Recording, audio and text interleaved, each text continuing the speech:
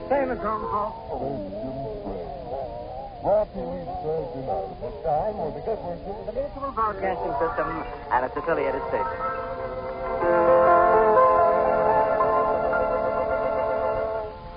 The name is Bunker Verlin Z, and that makes my initials BVZ. Yeah, initials count a lot in this life. People look at your initials, and they respect you for them. All of my handkerchiefs have got BVZ embroidered down in one corner, and it never fails to impress the ladies. And then, of course, BVZ is the name of a famous stocking cap. I think you got the letters wrong and also the article. I think the article is underwear instead of stocking cap, and I think the letters are BVZ. What's your name, son? You with the cowboy belt. Weenie. Orville Weenie. That's a good name. I wouldn't change that name if I was you. Well, don't plan on changing it. You might get married. Oh, it's a woman that changes her name when a man gets married. A man don't change her name. A man keeps her name. You might get married to some woman that's been married before. Well, yeah, I might do that, of course. Or you might have been married before yourself. Yeah, that's true. You married now? No. I wouldn't hurry. I'd keep that name as long as possible. Believe I will. What's your name? Rush Cook. Another fine name. And excellent initials, too. FJ. No, RG. That's what I say. FJ. Them initials stand for a great South African motto. Foolarami Jantassaway. It means, while the rain is falling, I gather no beans. But my brother, knowing naught of this, checks his luggage and will not be comforted. You live in this neighborhood? I sure do. In fact, this is my backyard we're standing in. Oh, hey, my name wouldn't be changed even if I did marry a woman that had been married before. No, your name wouldn't. My name would still be Orville Weenie. Yes, and the initials UH. No, the initials OW. Another ancient saying popular with the African natives. OW stands for Oligio Wawawoo. If my sister eats parched corn, then shall I demand more gold in the fish market? Yeah, I guess so. This is your backyard, huh, son? Yes. Yeah, I only live 2 backyards away. Where? Yonder, where the lawnmower standing by the porch. Mrs. Kessler's house? That's right. This morning I moved into Mrs. Kessler's basement. Well. Mm-hmm. So I live in the neighborhood myself now. Uh-huh. Oh, hey, my name would still be Orville Weenie no matter what I done. If I was married before or not married before, or my wife was married before or not married before, that wouldn't cut no ice. Tell you what will cut ice. A winch, a pestle, a crock, and a scantling. They'll cut ice quick and easy. No fuss and no bother. Next time you cut ice, you try that. All right. Yes, son, I moved into Miss Kessler's basement this morning, and I hope to be there permanent. The accommodations are warm, roomy, and comfortable. Yeah, I know. And I like this neighborhood. I like the looks of the people. They're real nice people. My name is Z. Bunker Berlin Z. I'm no Oriental potentate, and I don't claim to be. I'm no man of mystery either, although the name Mr. Z might delude you into that belief. No, I'm a plain man. I like people, and I want people to like me. Are you a fast thinker? Well, just so-so, I guess. How many half dollars in $1? 2. How many half dollars in $2? 4. How many half dollars in $4? 8. How many quarters in $4? 16. See, slipped up. You were coasting along giving smooth, easy, automatic answers, and I tripped you. I have to be on your toes. Remember this little lesson. But there are 16 quarters in $4. Well, sure, just like I said. That's right. You were maneuvered into a trap. You were lulled into a state of artificial security. You got smug and overconfident. Before you knew it, you blurted out the wrong answer. Oh, I didn't blurt out the wrong answer, though. You asked how many quarters was in $4, and I said 16, and 16 is correct. Next time, you be more careful. You keep your guard up when fellas ask you questions. Well, I got to get back home. I'm supposed to be mowing Miss Kessler's lawn. See you boys later.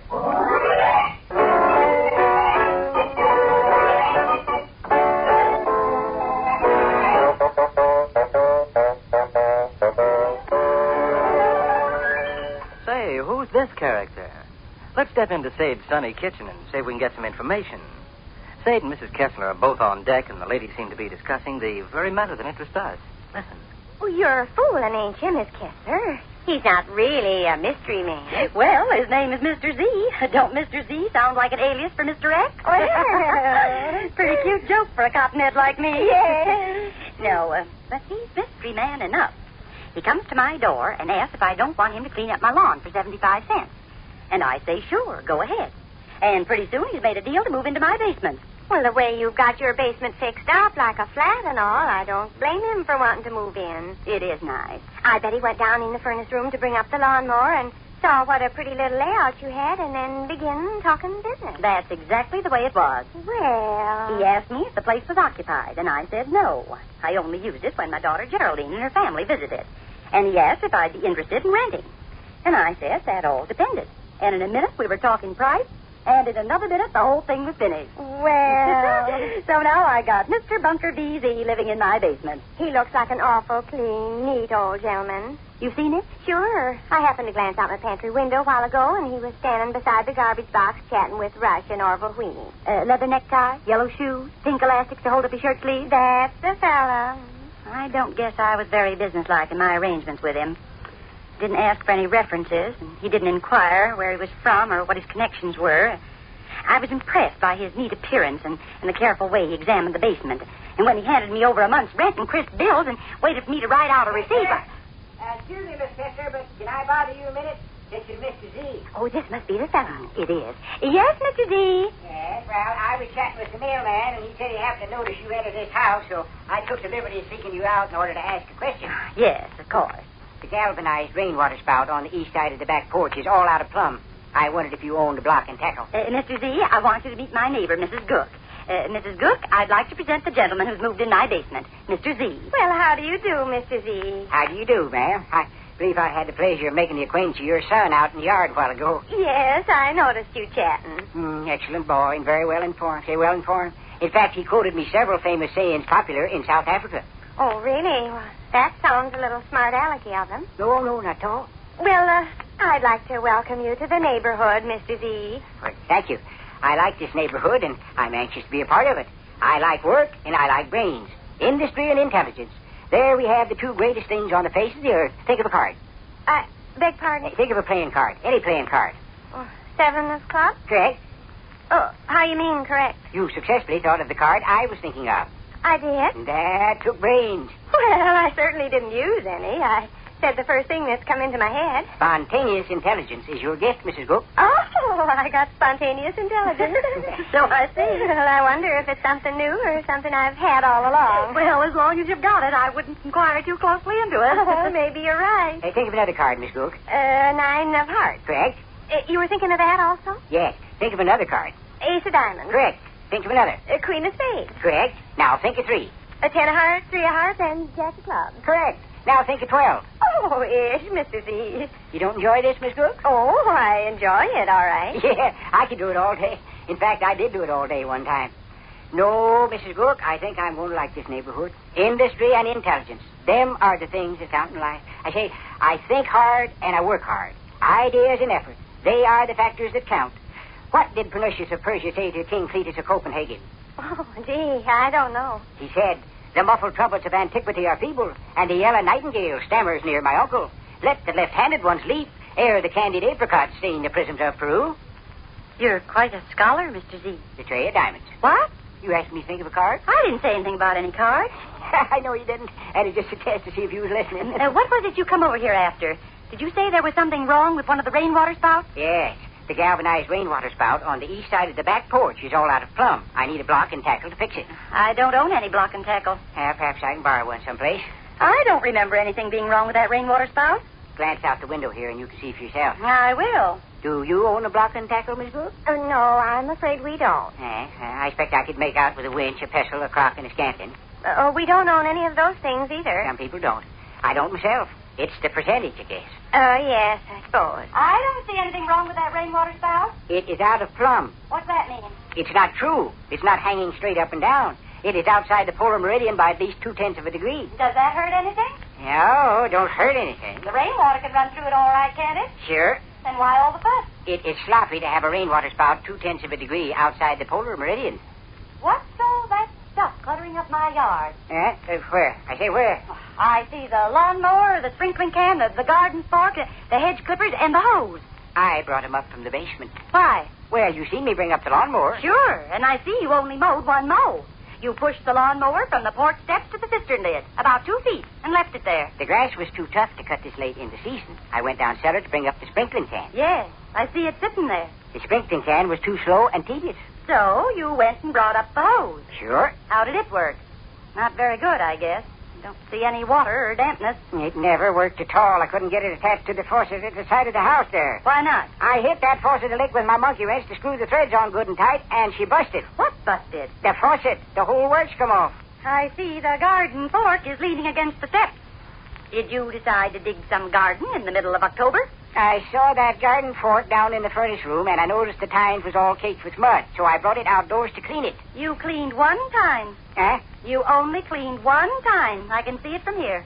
One time is bright and shiny and glints in the sun, and the other times are caked with mud. A man can't do everything at once, ma'am. You mowed one mow with a lawnmower. You sprinkled one sprinkle with the sprinkling can. You broke off the water faucet attaching the hose to it. You cleaned one time on the garden fork. And then you come over here to see if I haven't got a block and tackle to fix the back porch rainwater spout, which is 0.2 of a degree outside of the polar meridian. I work hard and I think hard. You certainly do. Industry and intelligence, that's me. Oh, boy. Do you know what the Sheriff Sebastopol said to the arm of Quebec Phenol? No, what'd he say? He said, and lo, the huntsman sheared from the shallop, and the wary fox lurked by the culvert. He was a smart gink to say that. Miss Cook, Yes? think of a card. The deuce of clubs. Correct.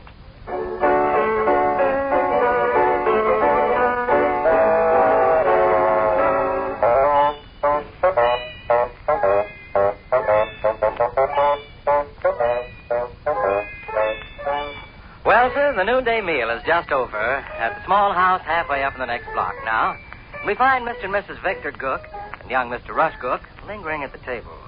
Our friends have been discussing the colorful newcomer to the neighborhood, Mr. Bunker Verlin Z. Sade is saying with considerable conviction. He's a nice, clean, neat, polite, considerate old gentleman, and I like him. I like him myself. You know the thought that comes to my mind? Holtmanville. Holtmanville? The little town northwest of here, between Bartlett and Sconesville. The town where the institution is, Mom. Oh, no, ish. Well, from what you tell me, this old guy, traveling light with just one small suitcase, stepped up to Ms. Kessler's door and asked to do some yard work for 75 cents. No, he's not escaped from any place. Now, wait a second. I'm not suggesting this out of meanness. It just seems to hang together somehow. No, he's not escaped from any place. Well, how do you know? I guess I can tell when a fella is funny in the head or not. He shows up at Mrs. Kessler's house carrying a small suitcase. Yes, carrying a small suitcase and wearing clean blue shirt and overall pants. Neat as a pin. That's the uniform at Holtmanville, come to think of it, Mom. Blue shirt and overall pants. Do you think, like your father, Rush, that this gentle old fella is a runaway from somewhere? No, I don't, Mom. I think he's perfectly okay. But you said he recited Persian quotations. Oh, Lance, everybody recites Persian quotations. They sure do. Everybody I talked to all morning recited Persian quotations. I got tired of it. Why, there must have been 18 or 19 people who bombarded me with Persian quotations. When Mr. Z quotes him, though, Gov, he's got a sparkle in his eye. They tell me everybody in Holtmanville's got a sparkle in his eye. No, but you can tell by the way he talks. He means his Persian quotations for a joke. There's guys up in Holtmanville that laugh all day long without realizing what they're laughing at. Oh, lay off, Mr. Z, Vic. Even that name sounds phony. Mr. Z. Well, what do you care? Well, I just care this much, Sade.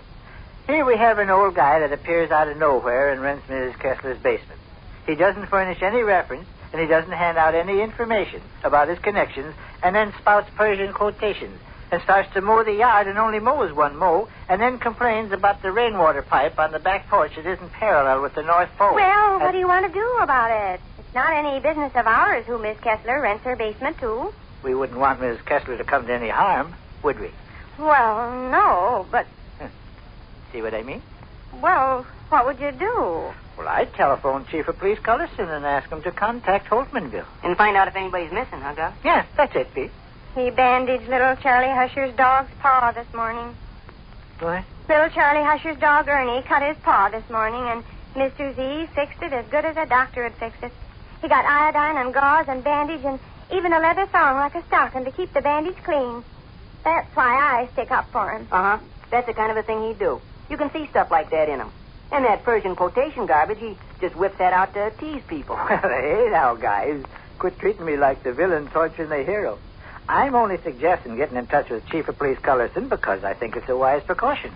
Your old pal, Mr. Z, wouldn't know about it.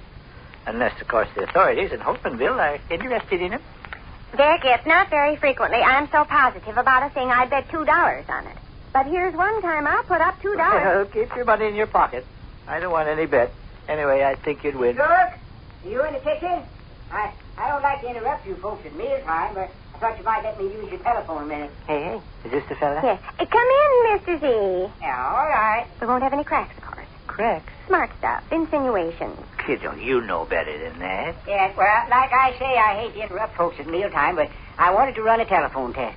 Miss Kessler's telephone over home will take outgoing calls, but refuses to accept any incoming calls. Hello? Oh, Mr. Z, I want you to meet my husband. Oh, happy to meet him. Oh, don't get up, Mr. Cook. I say, keep your seat. How do you do, sir? I'm quite well, thank you. Hello, Mr. Z. Think of a card. 9 of diamonds. Correct. That's the card you were thinking of, huh? 9 of diamonds is a card. Mr. Cook, this is a pleasure. Oh, thank you. I understand you're taking up residence here in the neighborhood. I moved into Miss Kessler's basement early this morning. Miss Kessler's got quite a nice apartment rigged up down there. Yes, indeed, certainly has. I believe I'm going to be very comfortable. Are you a native of this part of the country, Mr. Z? Born and raised in Illinois. Oh? I spent the last few years in a small town you folks probably never heard of. It's north and west of here, 20, 30 miles. What's the name of the town? I'm familiar with most of the towns in this section of the state. In fact, I believe I'm familiar with all the towns within a 50-mile How many radius. towns are there in Illinois? How many? Gosh, I don't know. You ought to know, son. They probably taught you that information at school. Not that I remember, but there must be several hundred. At least. Well, you folks go along with your conversation now. Just forget I'm present.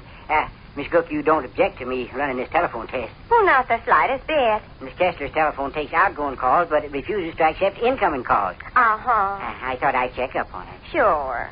Are you from up around Sconesville or Bartlett, Mr. Z? Them towns are northwest of here. Yes. You said you hail from northwest of here. You've got a memory like a steel trap, Mr. Cook. Think of a card. Huh? Think of a playing card. Any playing card. Tray of clubs. Correct. How you mean, correct? Tray of clubs was the card I was thinking of myself. The heck it was. Yes, I'm a handyman by trade, Mr. Cook. I want to make my living in this neighborhood doing odd jobs. I like people, and I want people to like me. Industry and intelligence. That is my motto. I work hard, and I think hard. I expect you know what Sundor Kurobi said when he saw the sun sink over the Ganges River.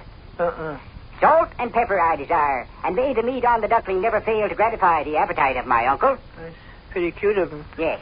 Well, I'll run this telephone test. Oh, yeah, do that. All right, be peevish just because you got thwarted at every turn. Okay. Beg pardon? Nothing. Yeah, I'll go ahead right here. Yes. Operator, I want 6789J, please. Oh, you people go ahead with your conversation. Don't mind me. Oh, we weren't talking about anything in particular, Mr. Z. Maybe you were naming over different cities in Illinois. Ha ha ha. Rush. It's rude to laugh like that. Operator, I want 6789J, please. Something's wrong with your telephone. Well, you haven't got the receiver off the hook. Beg pardon? You haven't got the receiver off the hook. By George, I haven't. You say you're a handyman, Mr. Z? Any man will make a mistake now and then. That's right. Now I got the receiver off the hook. Good work. Operator, I want 6789J, please. Oh, that's not Miss Kessler's telephone number. No? No. Oh, better hang up then. What is her number? 4487W. I'll give that in a whirl. What is your thought here, Brother Z? I already told you. Miss Kessler's telephone refuses to accept any incoming calls. Well, why would it accept this one? I'll have the operator ring the number and see if Miss Kessler answers. Well, she didn't answer before. When didn't she answer before? You said there hadn't been any incoming calls. You said the halfway telephone didn't ring at all. He didn't. I'm going to see if it rings now. Well, maybe there weren't any incoming calls. Maybe nobody called up Mrs. Kessler. Maybe not. There wouldn't be no sense in Miss Kessler answering the phone if it wasn't ringing. Well, no, but for Pete's sake. I'm a handyman. I'll get to the bottom of this. Well, no, but hey, now. Never mind. What was that number again, please, Miss Cook? 4487W. Thank you. 4487W, please. Well, the receiver, You didn't lift the receiver. That's right. Operator, 4487W, please.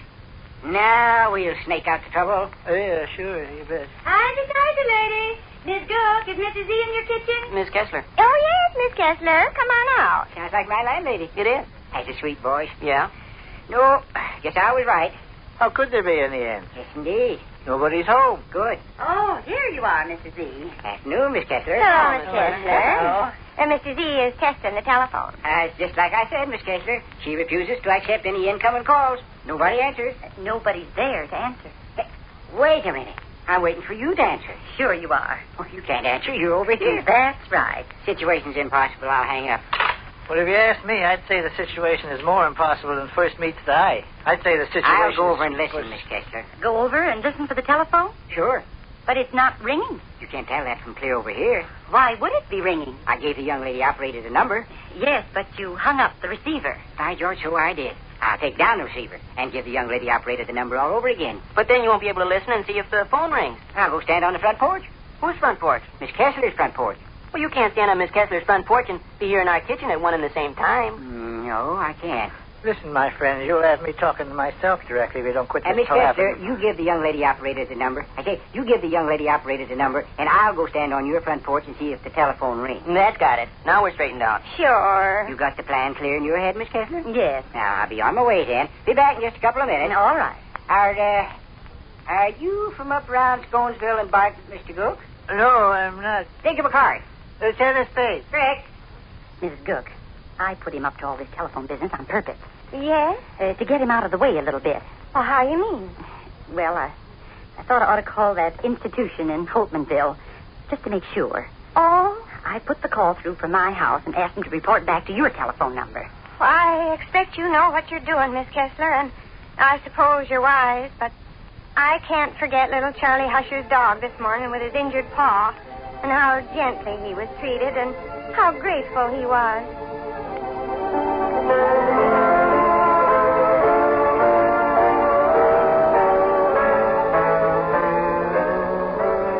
A few minutes have passed. Vic and Sade and Mrs. Kessler, young Rush are still in the kitchen where we left them. Mrs. Kessler is speaking as we join our friends, and we hear her saying, No, I don't believe he's from Holtmanville. But I got to thinking about one thing and another. Those fancy quotations, that business of asking a person to think of a card, the fact that he was wearing a blue shirt and overall pants like they do in Holtmanville, his poor little skimpy suitcase, the way he started to mow my lawn and only mowed one mow and then quit. And I just telephoned Holtmanville. I think you're smart, Mrs. Kessler. Just hope they report back before Mr. Z returns. Mr. Z. Yes, and that's another fun-sounding thing. Well, I go along with Mom. I don't think Mr. Z is a bit phonier than anybody else. He just has more fun. Well, We'll see. And I hope you're right. I like him fine. oh, did he do anything about that mess he made in the yard? All those garden tools and hoses and lawnmowers and things? Yes, he did. He tidied up the yard and put everything back where it belonged. And even fixed that rainwater downspout so it was horizontal with the North Pole or whatever he was after. Oh, well, good for him. You're going to be embarrassed if the telephone rings, Miss Kessler. Here's Mr. Z back again. Heard the front door open. Oh, my. Royce, you finished with your dinner yet, Royce? Oh, it's just Orville Weenie. I'm out here in the kitchen, Orville. Okay. Orville likes Mr. Z the same as you and I do, Mom. Does he? Of course, he teases him a good deal. Who teases who? Mr. Z teases Orville. Oh. I just seen... Oh, excuse me. Hope I'm not intruding on nothing. Not at all, Orville. Come on in. Mr. Gook? Miss Gook? Miss Kessler? Hello, Orville. How are you, Orville? I'm fine. I spent my whole noon hour trying to raise a roach pompadour. Your hair is sticking up all over now. Yeah, no it is. And I bet I sloshed on 9 buckets of rainwater. My roach pompadour will lay flat 3 minutes and 7 seconds, and then she commences to writhe and crawl and climb up toward the ceiling. It's a tough life, Orville, old pal. There's only 3 things I want from life. And they are? A roach pompadour, 10 or 15 lodge emblems from a vest, and 11 hours sleep every night. You're modest in your desires. I don't see why you should be not denied it. Telephone's ringing. Shall I answer it? Yes, why don't you? You boys be quiet. Sure Only thing. too happy, Miss Gook. Hello? Yes, it is. Yes. And this is Mrs. Kessler speaking. Oh? Oh, I see. Still want to wager that $2? Sure. I see. Yes, sir. Thank you very much. No, that's exactly the information I wanted. Thank you very much. Goodbye. Well, Everybody in Holtmanville present and accounted for. I knew it. I just knew it. Well, maybe he escaped from some other place. There's dozens Oh, of places. ish. You know, it's easy enough to say, oh, ish. Look here. Hello, Mr. Z. Hello, sir. Hello, Mr. Z. Hello, Orville. Think of a card. Any card. The 4 of hearts. That is correct. Uh-huh. I thought it'd be. I never meant to pussyfoot around and sneak up on you people, but I heard the telephone ring and conversation going on. I didn't want to butt in and interfere. You didn't call your number, did you, Miss Kessler? I stood on the front porch a long time. Didn't hear nothing. I forgot. Oh, well, don't make any difference. No. Mr. Gook, did you say you used to live up northwest here, around Bartlett and Sconesville? Well, I've traveled in that territory. Maybe you resided in Holtmanville. No, I never did. No, never did myself. My home's been a little farther west, over by the Mississippi. Cordova's the name of the place. Very pretty town, too. Yes, I've been living there with my married daughter the last 11 years. I felt like moving around a little more before I cashed in my chips. Oh, yes. Yes, I got letters in my pocket and documents in my valise over home if anybody wants proof on it. Sure. You know what that old Persian pruny Pagore said, I expect? What'd he say? He said, the nose glasses of my sister fall into the fountain and are crushed by the silver fish. That's very true. No, if it's all right with you people, I'd like to stay in the neighborhood a good long time. I like the men and women in this neighborhood, and the boys and girls, and even the little dogs. Intelligence and effort, that's my motto. I work hard and I think hard. Welcome to the neighborhood, Mr. Z. Yes, and do stay a long time. Oh, sure.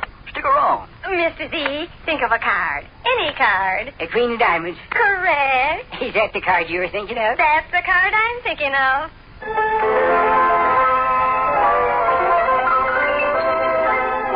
And so we come to the end of another pleasant visit halfway up in the next block with radio's famous home folks, Vic and Sade.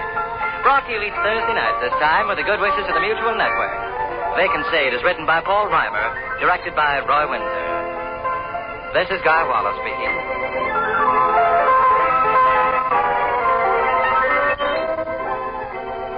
And this is the Mutual Broadcasting System.